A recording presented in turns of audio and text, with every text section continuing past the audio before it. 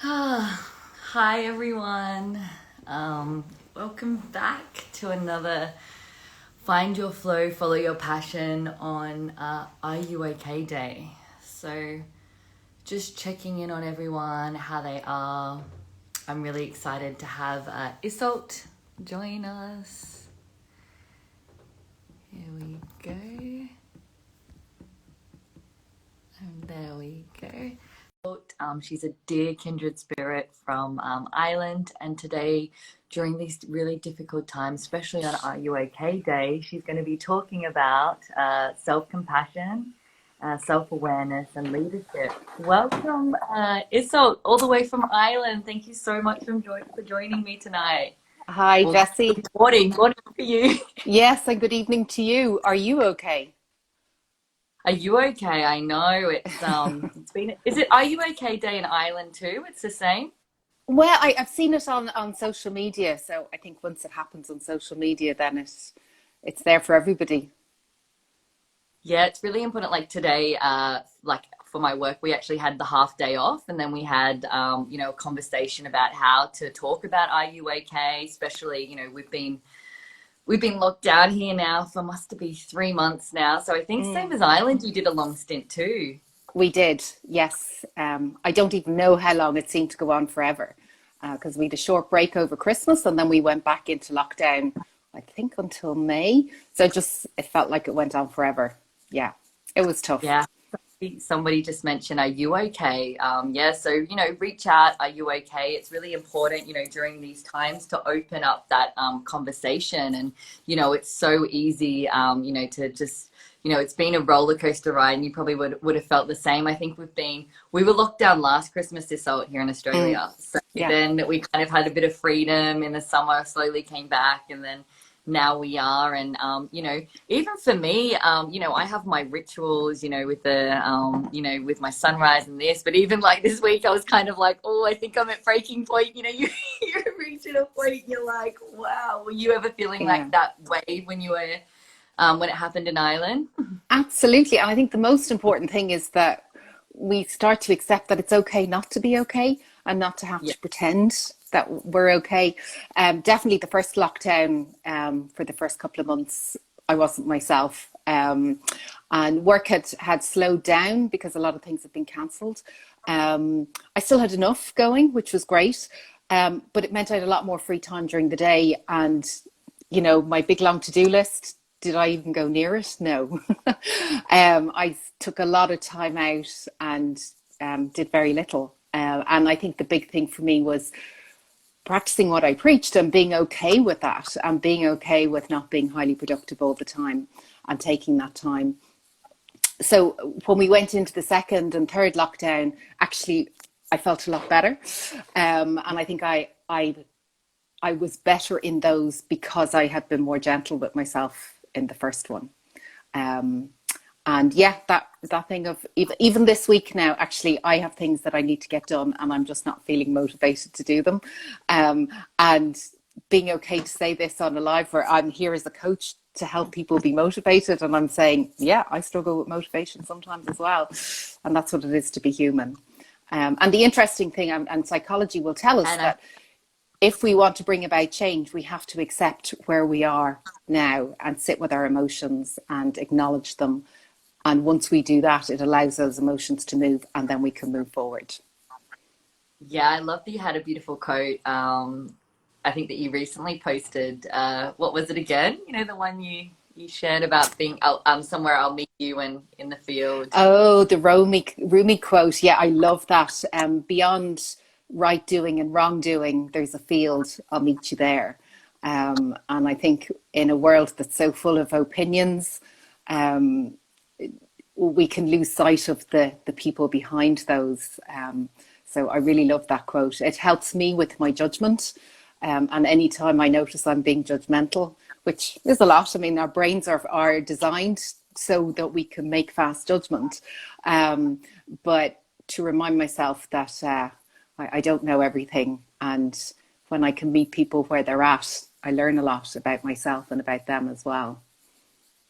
And I think this is so relevant for us here in Australia right now because you would have kind of felt it in Ireland. There's a big, there's a big split of opinion, a lot of kind of judgment going on. I think somebody shared it's way past your bedtime, way past your bedtime. So here's what she did. It's still quite early, and it's early for you. But yeah, I think it's very relevant for us right now. To kind of really have that understanding and non-judgment right now. Like I know when I met you, Isolde, I was going through one of those moments when I realized like it's okay not to be okay, and I've seen so many.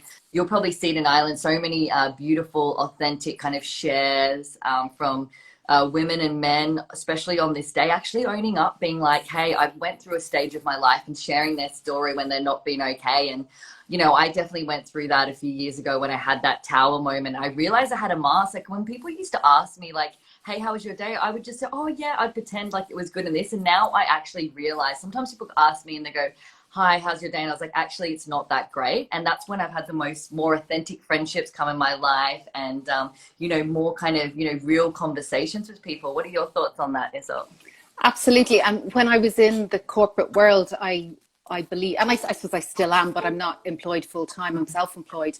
But when I was a manager in an organization, I felt I had to show up with my game face on every day. And, looking back, I can see I was sort of in a cycle of proving myself to myself, and always just kind of pushing myself and pretending everything was okay. And now with the work that I do, any group sessions we start, any meetings, we'll always start with a check-in and we'll end with a check-out.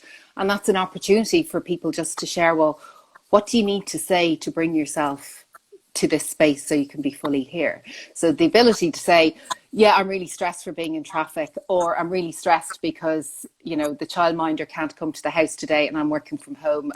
My kids are screaming in the background, whatever it is, just to say what's going on. And then you'll notice that sort of relief, and then we can be fully present. And when we're pretending, we can't be present because we're in our heads trying to be something that we're not, and it gets in the way of our authenticity. And just actually to say something there about you were saying about being careful, about being non-judgmental. I kind of put it another way, and just the way I see it is about having awareness of our judgment and making choices with it. There's nothing, and again, coming back to the Rumi quote, there's nothing wrong with having judgment, but it's making choices in our judgment rather than just reacting to it, and not just checking in every now and again, or, do I really believe this? Is this really true? And I think that's really important. When we were talking about this and when we wanted to share, a lot of your work that you do is around that self-awareness, and definitely topics around self-compassion. And, there's been moments where actually, we can't make any decisions right now. Like our lives, it's been such a unique time in history where there's all these different, different feelings and different things have coming up. And I even felt it last week. I was like really stressed out with work, lots of things were happening, and usually, I go for a swim and it kind of makes me feel a little bit better, but I could feel myself like in a conversation, and I haven't felt that for a while. I could feel like a fire, and I was kind of like all this emotion come up, and I actually went, stop, I should just park this conversation. I can feel this coming up, you know what I mean? And I think it's probably better another day. And like having that awareness that, we're in this unique position, and we're probably feeling things that we would usually feel in like a work situation or a life situation. Yeah, absolutely. Like we get triggered, and our triggers are an opportunity for us to learn more about ourselves, where I suppose we can be conditioned to believe that our triggers are about the other person or the situation that we're in, but actually some reflection around that, like what's really going on here, what are my assumptions and beliefs, what emotion is that bringing up in me, and how's that impacting me. And then thinking more broadly of it, well, what am I actually trying to achieve here? So just rather than coming from that place of anger or frustration, or whatever the emotion might be, just kind of sitting with it and going, well, what's this telling me about myself? And that's where we start to really learn about ourselves. Because I suppose until we start to consider, I'll roll back a bit. I suppose what I'm trying to say is that all of us are here and we're successful for who we are. We've just learned to be in the world the way that we are. And we learn this from our social conditioning, our family, our schools, our friends, and so on. That's perfect. There's nothing wrong with that. But in that process, we are learning other people's values and beliefs and assumptions. So stepping back and tapping into, well, is this true for me? And is this how I want to be? And is this what I want to achieve in the world? I suppose this really kicked in for me when back in my early 30s and my marriage broke down. And I remember thinking, I'm a nice person. I followed all the rules and it's all, falling apart. What's that about?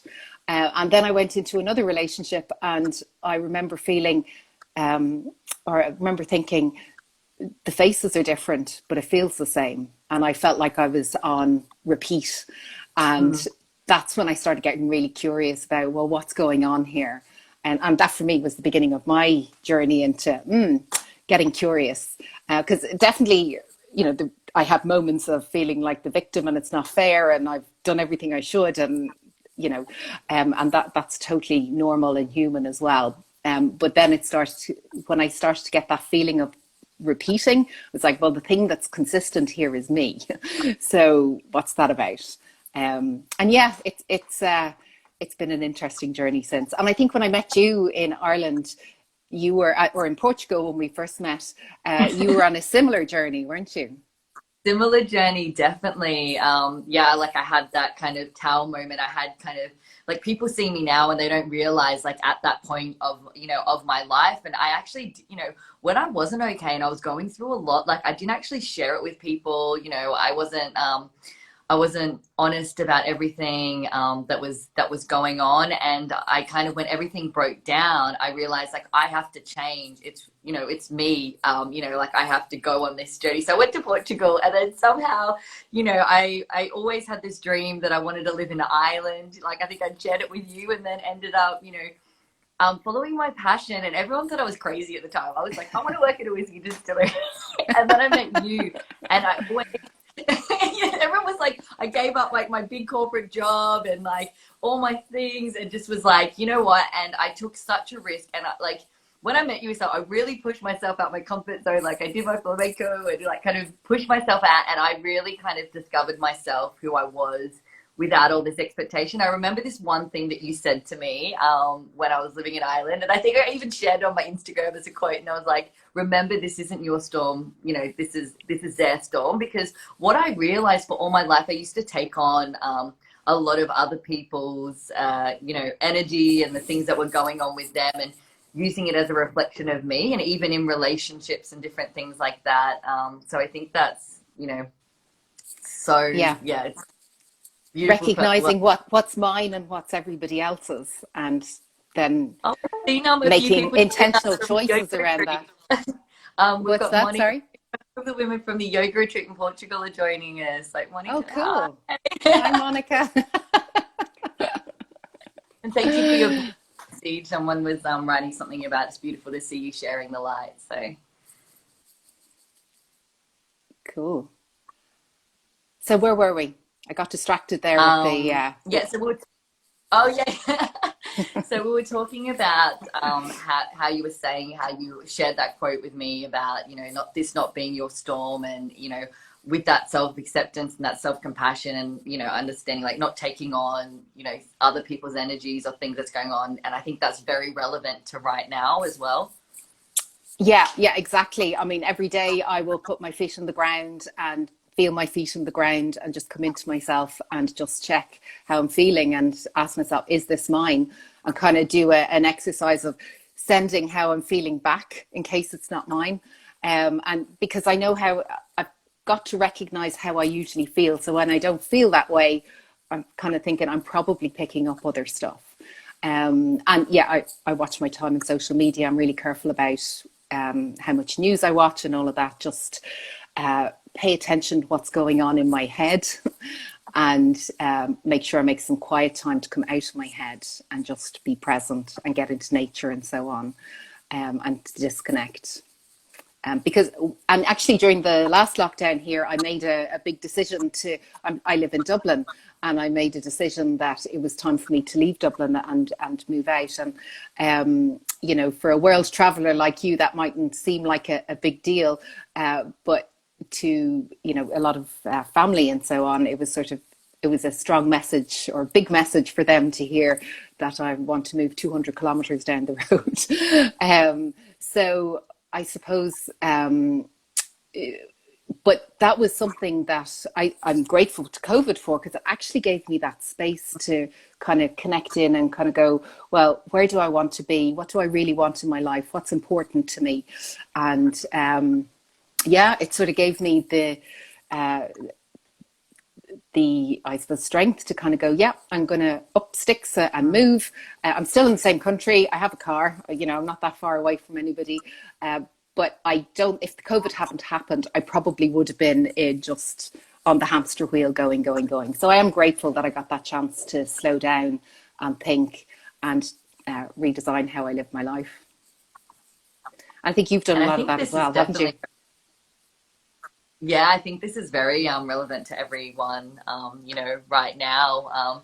And it's definitely kind of taught me, you know, what's important to me and what I value. Like, so I know that, you know, at the start of when we had this other lockdown again, you know, we've been talking about it for ages, and I was like, I always wanted to kind of see, but I was kind of feeling like I had to deal with a lot of change and work in the way that I, you know, was stepping up into my leadership. And I was kind of feeling like managing all these different projects and this scenario of like, you know, with all these different kind of things going on. So it was so beautiful to be able to, you know, come to you and, you know, ask for help and ask for support. So do you want to, you know, share a little bit, you know, about what you do and about why, you know, you think leadership's so important right now? Yeah, got a lot in both of those, I suppose. I mean, on the question of support, I think one of the biggest things I recognized when I was a manager looking back is I thought I had to do it all on my own, and I didn't have a strong support network. And that's probably the biggest thing that I've taken, or one of the biggest things I've taken from that. So I work as a coach, and I've been doing this for the last 12 years. And I came to it when I was a manager in an organization. I was running an organization development program around culture change. And I signed up for coaching diploma to improve my leadership skills. And in doing that, I recognized this is something that I loved. I suppose I showed up to coaching thinking I was going to learn how to fix other people, and very quickly learned it was a personal development journey for myself. And through that journey, I learned how to support other people in how to reach their own potential, or at least tap into that potential. So I work with leaders and teams in organizations. I do also work with with individuals. And it is around leadership and team development. And for me, leadership isn't about a position. I would say my philosophy is it's about who you are, how you choose to show up, and the impact you choose to have. And I particularly use those words choose because we do have choice. And that's where our personal power comes from. And it's learning how to tap into that. It's also recognizing that we're not in control of everything.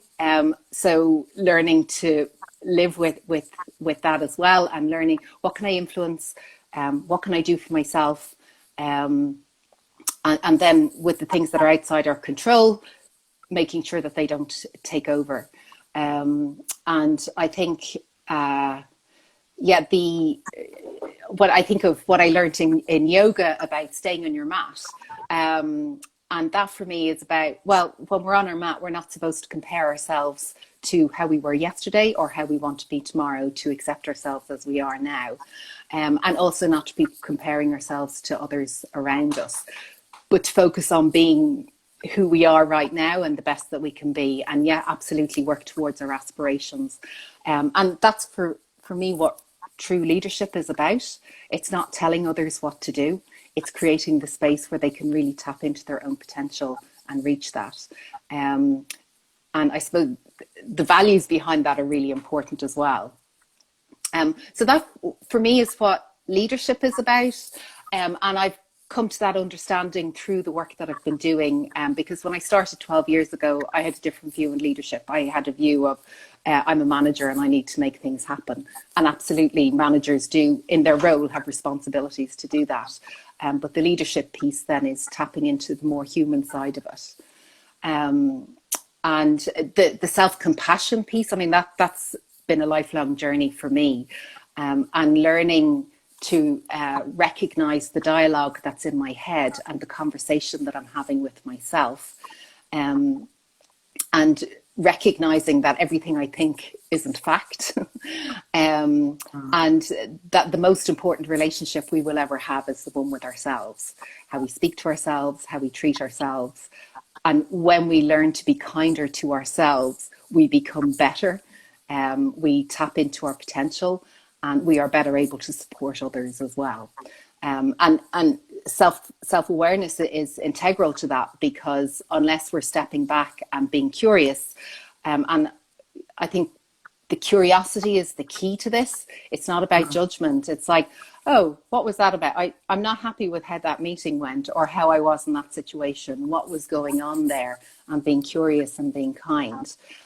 That takes us out of autopilot and gives us the choice that I was talking about. So I hope that makes sense in terms of how those concepts connect for me. And that's the philosophy I bring into the work that I do. And I really I actually teared up when you were saying to me, leadership is about the position. It's about, how you show up, and it's more relevant, more than ever right now. Because it is really how you authentically lead, and you show and you lead from the heart, and to really step into the personal power. And I think a lot of people think that I have to be in a management position to lead. But, leading could be, leading a community that you love, or leading like a sports team that you love, or, there's other ways that you can step up and you can lead right now. And I know that you do a lot of work around is it personal power, stepping into your personal power, or? Yes. With that And self-awareness? I suppose, yeah, that kind of comes from when I suppose my own journey, when I started to understand where the beliefs and assumptions that I had, how they were impacting me, and how I was taking on stuff that I didn't need to, that wasn't mine. And I started to focus more on me and what was important to me and my purpose and what I wanted to do. A lot of the expectations that I carried on my shoulders that weren't actually mine started to fall away. And I was better able to meet people where they're at without that judgment. Because for me, as I said, leadership isn't about telling others what to do. It's not trying to fix others. It's about working with them, and collaborating and having fun and enjoying each other, despite what our different opinions might be. And back to the Rumi quote, meeting in that field and seeing what the possibility is, rather than fighting each other, and pointing fingers of blame and so on, because that's very easy to do, but it's a cycle that as humans we've been doing for millions of years, and it hasn't really got us very far so far. So that would be my view. Yeah. And all these are my opinions, I should say. And I'm completely open to other people's opinions too. I love about you. You're like, this is my opinion. I can share. You take from it what you need. And you've definitely kind of been, a rock and a beautiful sounding board. And I look up to you so much. It really, feeling that kind of support. And I think, we even had a conversation. I think, we've been having our little Friday evening after work. I've been, instead of happy hour, I've been having my cooking sessions. I'm having happy breakfast. Yeah. Happy breakfast for you, and a kind of evening that I think when a lot of it was coming up for me was self-compassion, because especially during now, we feel like there's so much expectation on us. And it was really beautiful what you said at the start of the talk, start of this IG live, how you were saying, I had a to-do list when this all started, and I didn't even get through most of that to-do list. And it's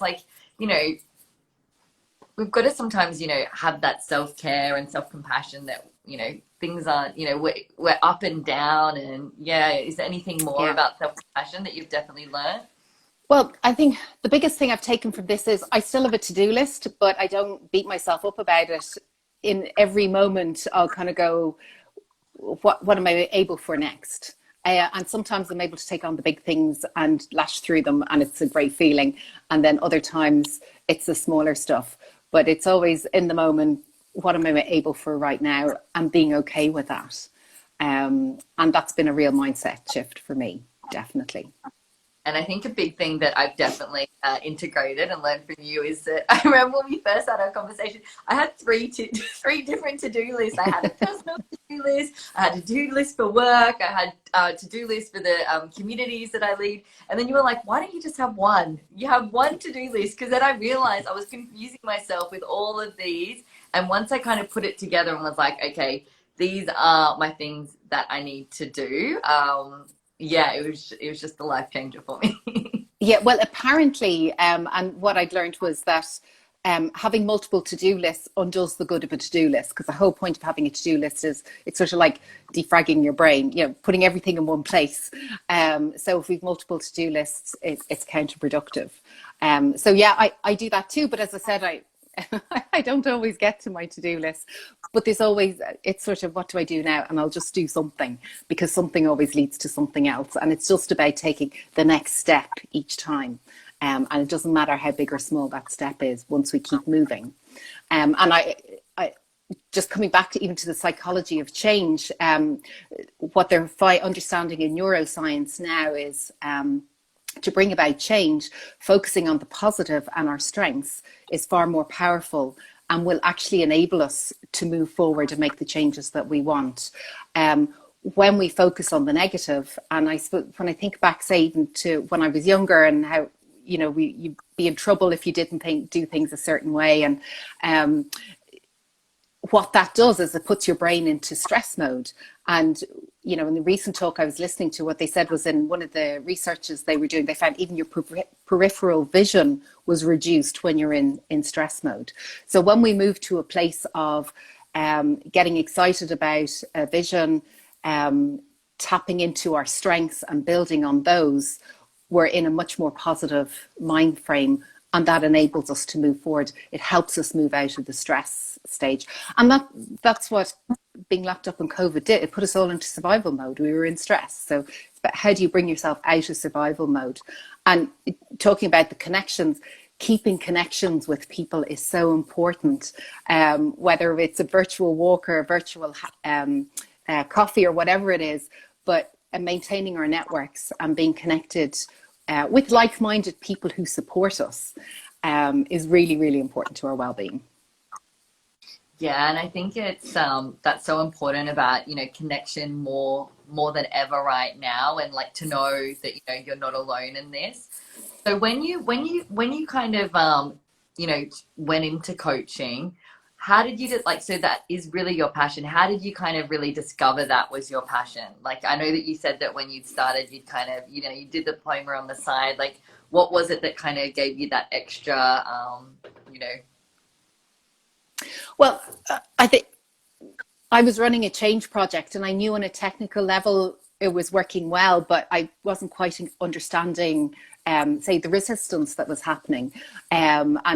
We were doing what people said they wanted, yet they were complaining or pushing back or resisting or whatever. I was like, don't understand this. So, as I said, I went in to learn to be a better leader and to learn how to fix people. And I kind of say that in a joke, but there was a little bit of, I learned how to make people do things. And I remember in the first session, the course director saying, by the end of this process, each one of you will have cried at some point. And I remember thinking, yeah, well, they might, but I'm fine. The very next workshop, I was sitting up the front, bawling my eyes out, which was fantastic because I was letting go of the game face. And that for me was I'd had the insights before about, repeating myself and so on. But I had now found a way to start to understand this. So I was learning the psychology, I was working with other people. And fundamentally, it comes down to the power of active listening. That when we learn to really listen to other people, it's hugely healing for them, and it's also hugely healing for ourselves. Now, I know we all believe we can listen, but I'm talking about empathetic listening, where you're putting aside, you're not sitting waiting to respond. You're sitting to really understand where the person is at and just accept it without judgment, unconditional positive regard. And in all the workshops I run where we do an active listening exercise and we ask people how it feels to be listened to, always we get the response, gosh, that was amazing, you know, and many people realize they've never actually really been listened to before, and they've probably never really listened to anybody else. Conversely, sometimes people will say when they're doing the active listening, it feels really uncomfortable because we're used to always, you know, thinking about it from our own perspective. What am I going to say? What am I hearing that I want to hear here? So what's my role? How do I demonstrate? So I don't know if I'm fully answering your question. I think I've gone a bit off in a tangent in a bit, but I think that was the key learning to really listen to others and to be listened to was groundbreaking. And it sounds so simple, but that would be the key thing for me. No, and I think active listening is really important right now. You know, when we're going through the Are You Okay day and, you know, having that conversation either with, you know, your work colleagues or, you know, with, you know, friends or people that, you know, like I know even today I've checked off, I've checked in with people that, you know, I kind of, you know, intuitively just kind of feel like, are they okay? And I think it's what you said, the key is active listening right now. Yeah, and just hearing the other person. You don't have to have an opinion. You don't have to fix them. Just, I hear what you're saying. And it's okay that you're not okay. And it's also okay if you are okay. Yeah, and even letting them know that, you know, even reaching out, going, okay, maybe if they don't want to talk about it right now, that, you know, let you know they might respond to you in a week, maybe a month, maybe it might be a year, but maybe it could be that one message that you sent to someone that, you know, they really needed to hear it right now. And sometimes they don't, you know, I think we've both been in that position where you don't have the words, but it's just nice having that person checking in. And, you know, I definitely try to, you know, check in with people, you know, thinking of you, you know, like, you know, are you okay? Because, you know, a lot of people are really, you know, struggling, you know, mental health as well now, you know, with a lot of things that are going on. And it could just be that little thing that you reach out that could make their day and, you know, be kind as well. I think this is like the biggest thing is, you know, and like what you were saying is that with that self-compassion is just understanding and being compassionate with others as well of what they're going through, because everyone's experiencing this in a totally different way, and that's okay however they're experiencing it. Yeah, Absolutely. And not everybody is struggling. And that's great, you know. I think, yeah, sometimes there can be a little bit of guilt because sometimes I'll show up in a call and I'm in great form and others aren't. I'm like, oh, maybe I misread that. So it's, yeah, we're all going to be in different, and we'll have good and bad days. And recognizing as well, if we reach out to somebody and we don't hear from them, they may not just be able to respond or they might be busy, but to not take it personally.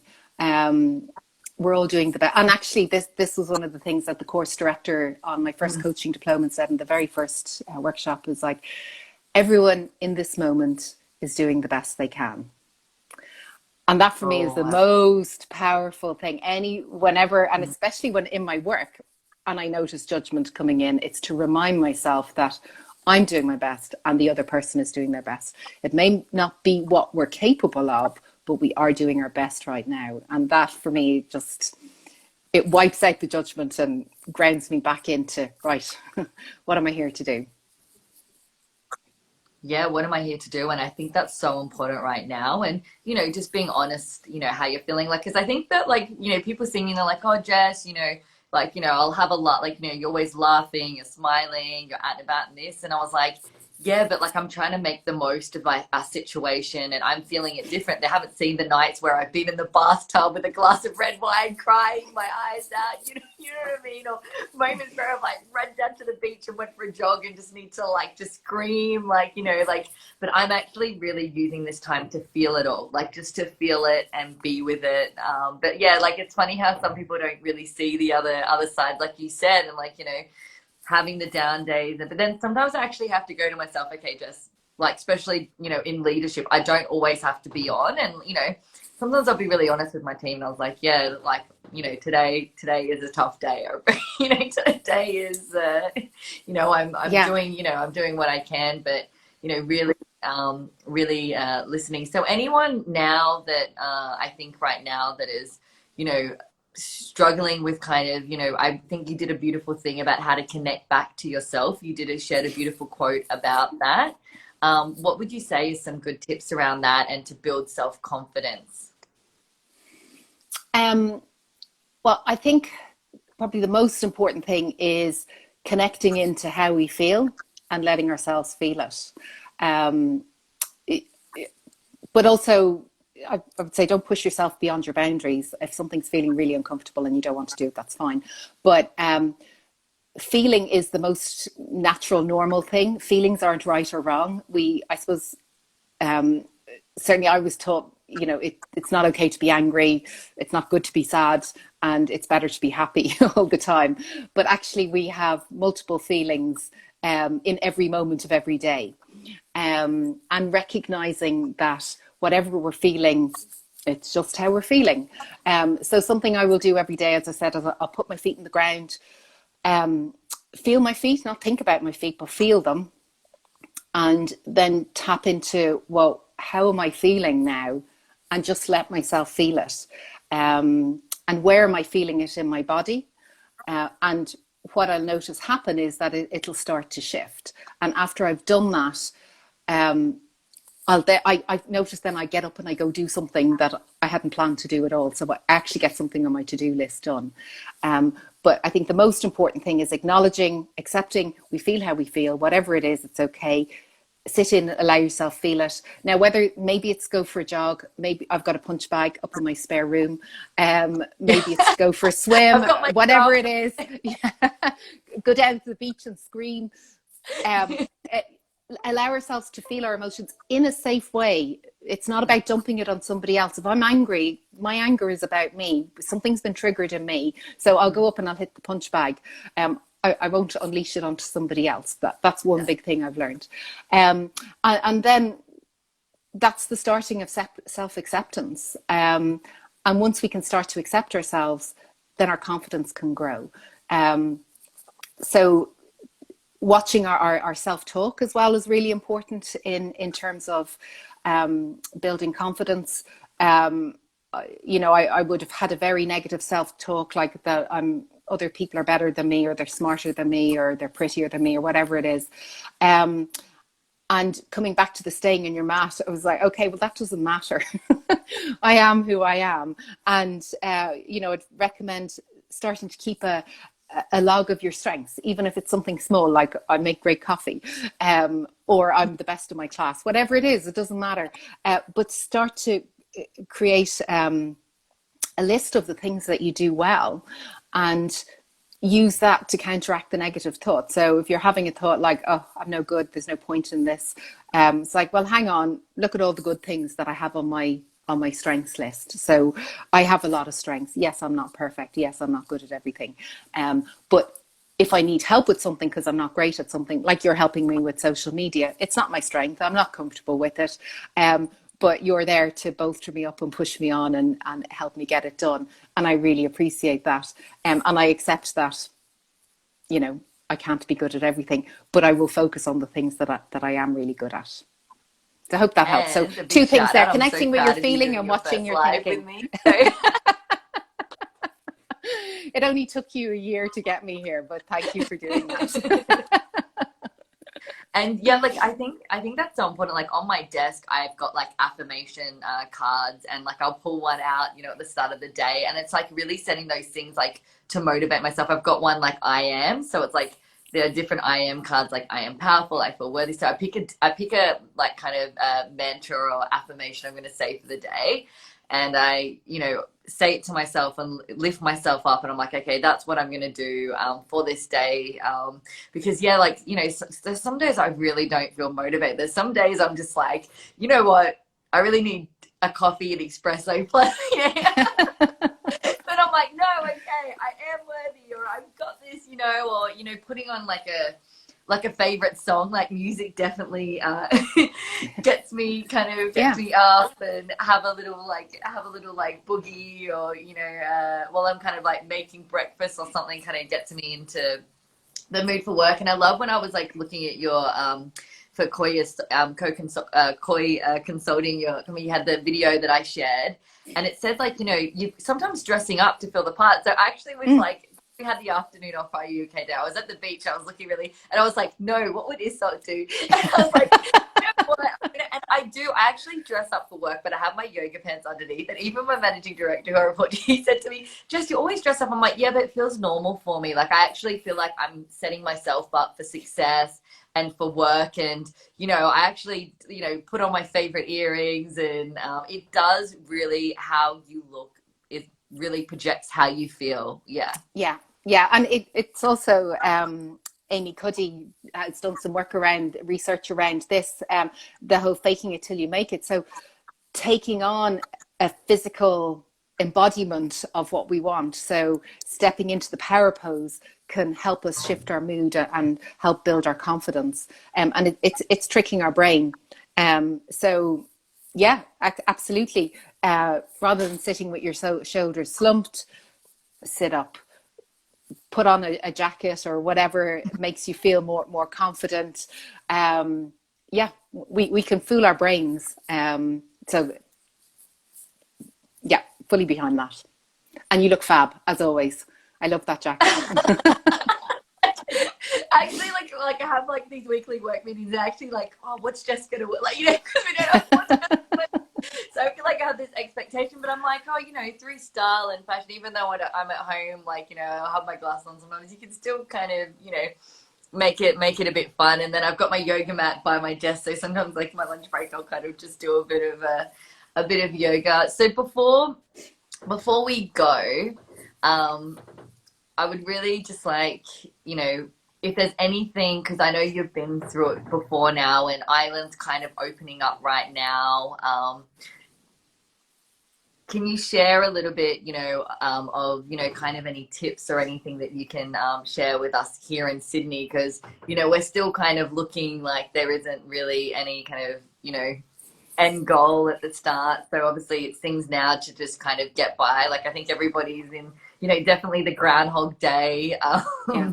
Yeah. Well, and the thing I kept saying to myself was, this too shall pass, and it will. So I said, that's what I said to myself a lot. And then just be really mindful about what I'm feeding myself. And I don't just mean food.